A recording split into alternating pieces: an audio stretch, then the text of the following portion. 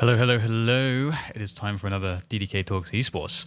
And this will not be a Counter-Strike episode, but it will be an episode that reflects the recent hype.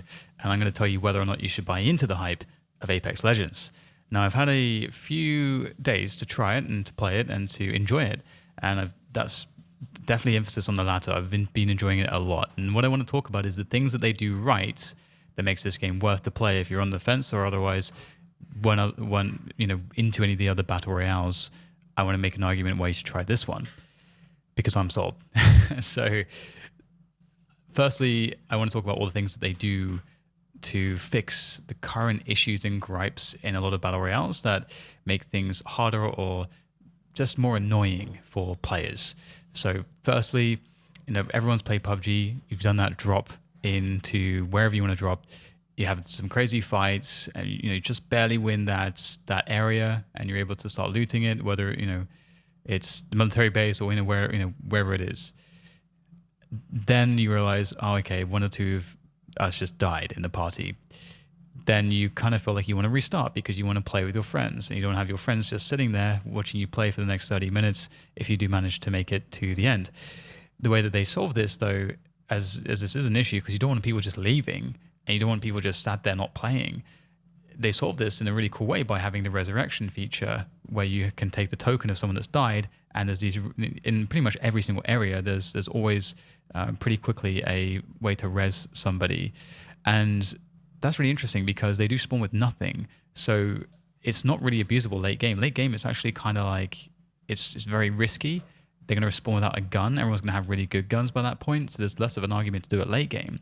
But early to mid game, it makes a lot of sense, and it creates a way better situation for you if you're playing with your friends. It's just a huge win in my books. Very smart there. Other thing that they did very well is the pinging system. And this allows you to communicate with your friends and with people that you're playing with randomly who may not be with your friends that you just, again, randomly queued up with and were given. It gives you an ability to communicate with them, even if they're not using voice. This pinging system is very versatile. You can ping where enemies are, where you're going, different items. All the voice acting is amazing, and the voice lines are really helpful. They're not spammy, they're not gratuitous, but it does have character, and it does feel good. And it feels like you're getting the information, and it feels kind of immersive without really breaking the kind of the focus of what you're doing. And it's really spot on, I think. The pinging system is an amazing answer to helping to bring teams together and to make it easier to understand what you're doing as a team. And I think universally, as people get better and better at using this, it's going to be an enormous plus that no other battle royale already has. The next thing is that the little shields that you can put down when you're downed is really cool as well, because it gives you the ability to kind of survive for much longer if you are downed. And to take you down requires a lot of focus, and that's kind of important because another big problem is people just running for the kill. Now, obviously, if you're playing properly, you don't actually want to go for the kill immediately. You want to kill the entire squad, and that kills everybody off, right? Why would you do anything other than that? Well, people do it because they want the kill. They want the kill stat. So this really encourages you to try to finish off the squad, because it's very clearly evident at this point that if you try to really go for those kills, I mean, of course, sometimes you get the execution in, or you're right next to them, and it kind of works. But there are some cases where if you get downed at distance, that person's really not going to be a focus for you. So I really like that, because in PUBG or Fortnite, like you can just easily kill that guy at distance. So they've really figured that one out. That's really cool. I think also another thing that they've done really well is they've created this system whereby if you drop into the game, let's say you have a game, you die really quickly and you want to get back into the game. There's not this 1 minute or 2 minute or 3 minute waiting period where you're waiting for everyone to join up. What they've done is they've kind of hidden it in a way very intelligently, whereby you queue up and it's got like this character selection screen. It's got these series of different screens where you basically, that's happening already. People are joining the game. It's as though you were in that warm up, but you're actually not. Then you just get dropped straight into the game. So when you're playing, you're playing. There's none of this messing around. And I think that really helps the overall feel of what it is to kind of like just grind those games, and it doesn't really feel broken up. You don't ever get to feel like, oh God, what am I waiting for? I feel like I'm waiting for someone, because you often get that feeling when you're sitting in warm up and just running around. Maybe in warm up the experience is inconsistent because you can pick up a gun and practice with it. Sometimes you don't get a gun. So I think that's another amazing thing that they've done. I think one of the most important things that they've done is they don't have like a one-click kill everyone button with the abilities. The abilities are, there's no overpowered ability that I can see this so far. The abilities are just very tactical, as they should be, as they were designed to be, and so they can be used very well if your team play is very good and you use them in the correct situations and the correct combinations with your teammates, or they're just not all that great. This emphasizes team play. It emphasizes a higher skill ceiling because it's more about positioning, because you have to get into the right position or get the right setups for them to make them very strong. And it also emphasizes shooting, like actual just fighting skills, which is really important. Now, another issue typically with battle royales is that they're very difficult to watch because either one, they're spammy, stuff is happening, it's hard to really discern what's going on. With the abilities, you don't really have that. It seems fairly clear like what all the abilities are for and what they do, and when they're happening on the screen, it's not really cluttered. You also have this really awesome element that because it's 3v3 and you have this resurrection dynamic, you're generally fighting squads all the time. They're generally fighting three. I mean, obviously they may add new game modes in the future. It's very new to release, but at this point, you kind of have a good expectation as to like what the fights always will be, and that always means that it feels like you enter with a squad with a game plan, and you can always kind of make some kind of a game plan work, and you're never really hindered in that way because it's again unlikely that if it's the early to mid game and you've survived, that you'll be less than 3 players that you started with. So I think that's like very, very cool. And the whole situation with the guns and the way that they've done that, it's pretty easy to find loots. So you'd never really starved for weapons. A lot of the different weapons are viable for a variety of playstyles. It's one of the things I'm still learning and picking up, though. I don't know all the nuances of the weapons just yet, but that's the feel that I've gotten so far. There are some that are quite strong, which I expect may be tweaked in the future. I think the wingman's really good.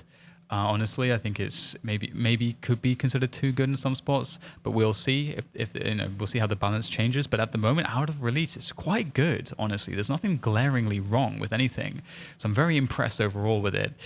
The next thing that I think is really impressive about this battle royale is just the fact that it's just so smooth out of release. We've had like a small downtime yesterday, that would be Saturday the 9th of February. But it came back pretty quickly, and they've had millions and millions of people playing this game. It's very, very well polished. The menus are good. The customizability is pretty good. And it's a source engine. The only thing that I have gripes with is tabbing in and out if you're full screen. But if you're borderless window, then it's no problem at all. And finally, I would say that this is probably kind of viable as far as an esport goes, just because, again, as I mentioned, it is not. Oh, actually, I have another point before I go there. Before I get into the esports viability to end this podcast with, another thing I think is really cool is the way they've done the classes and the movement. Now, the classes they're only different because of the abilities and the aesthetics of the model, the cosmetics, but they're not different when it comes to movement speed, which is really important. And the way that you do move around the map is pretty amazing as well. They've created this situation where they have this big map which is designed pretty well, and they make the map seem smaller because each area that you may have a fight, you can get across those areas very quickly because of the way because of the zipline mechanic and these balloons where you kind of zipline up into the balloon and you can kind of fly around, and they're all over the place. Also, just adding things here, the moving ship and everything is a very cool dynamic for like very variable hotspots, which will create an element of randomness whereby it's not always that everyone's dropping at school in PUBG or something like that, or everyone's dropping at La Hacienda or something like that. It's the case that it's always moving this like ship where you can get a lot of gear right in very quickly. And also stuff like the drop down with the medic can kind of also ensure that you're always going to have something moving forwards defensively. I'm just very impressed. I think all of these things that I just mentioned in this 10-minute podcast so far are great answers to issues that have been in all of these battle royales. And the last thing that I forgot to mention that I'm glad that I remembered is I like the circle mechanic, because typically something that in PUBG I really didn't like, and sometimes in Fortnite too, it felt like you could move around in the blue in the later stages of the game a bit too much, honestly, and you could have this dynamic where people are always running in at your back, and you always have to worry about your flank, even if you're playing the edge of the circles. Not always was that the case, but it didn't feel great, and I feel like in this game, it doesn't really feel like that's a possibility mid to late game so far from what I have played. Oh, and also another great movement mechanic that makes the map seem smaller and is fun is the crouch sliding. Brilliant maneuver that they've put into the game as well to make it feel fun, but also to make the map, although big, seem smaller in the right places. Very smart stuff. And finally, esports viability, for all the things that I've mentioned previously, such as it's easy to watch. You don't have this confusing like building element, which Fortnite has, which although it's a lot of fun and has a very high skill ceiling, it's very confusing to watch. The abilities, again, very simplistic in how they come off. So that's also something that's easy to look at. And the fights are all pretty contained to different areas. And it just seems like it's going to be a lot easier to watch and to follow. And so I'm really looking forward to seeing this work out in an esports sense, because I feel like of all the battle royales, it has the best shot so far as to fulfilling some of the demands in viewability, for spectators. So very much looking forward to this. If you haven't played it, you really should, just to get literate with it. Another thing that's great about this game is from all the battle royales I've played pretty much all of them. This has by far the easiest skill ceiling. However, a skill curve. Or learning curve. That's what I want to say. Learning curve. However, it has a very high skill ceiling. Easy to learn, hard to master. Always a good combo. So that about does it. And I hope you give it a try. And I hope you enjoyed my thoughts on this one.